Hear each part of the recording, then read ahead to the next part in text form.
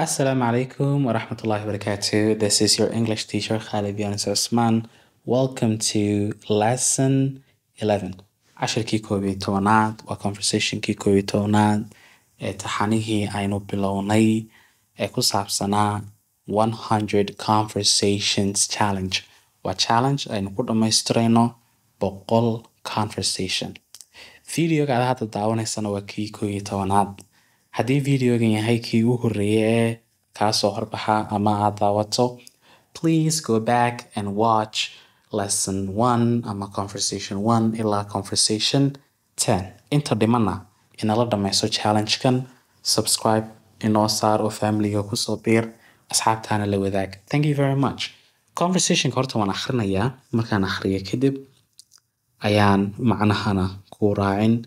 wixii comment eed qabtana comment sectionka ayaad inoo dhigi doontaa. Thank you very much. Okay. Rahma, where are you going? I am going to the store. I need to buy something. Really? I need to go to the store too. Would you like to come with me? Yeah, let's go together. Would you like to go now or later? Later. See that dhexda ku jirtaa dii loo akhrinayo. Later. Would you like to go now or later? Now. What? Now would be better. Better. Labada T baan D u akhriya. Better. Better. Better na waad dhihi kartaa. Better na waad dhihi kartaa. Okay, let's go. Should we walk? No, it's too far. Let's drive. Okay, and now the Somali part. Rahma, where are you going? Xageed ku socotaa? Rahma, where are you going? Xageed ku socotaa? I am going to the store. Dukaanka ayaan ku socdaa. Meherada ayaan ku socdaa. I need to buy something. Waxaan u baahanahay inaan soo iibsado. Waxaan u baahanahay buy something inaan wax soo iibsado. Really? Ma runtaaba? I need to waxaan u baahanahay go to the store too. Amba soo kale inaan meherada tago.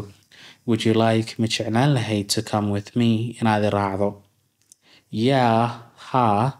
Let's go together. Aan israacno. Would you like ma dooni lahayd to go now inaad hadda tagto or later mise inaad had u baxdo? Now waa hadda, laterna waa hadhow. Now or later ma hadda mise hadhow? Now maya hadda. What? Maxaa tidhi? Now would be better. Malaha hadda ayaa inoo roonaan lahayd. Hadda ayaa malaha la qaatay inaan baxno. Okay, waayahay. Let's go. Ina mari. Should we walk? Ma lugaynaa? No, maya. It's too far. Meeshu aad bay u dheer tahay. Let's drive. Aynu gaari qaadano. Gaari aanu kaxayno aan qaadano. Guys, lesson 11 intaas ku eegyahay. Watch lesson 12.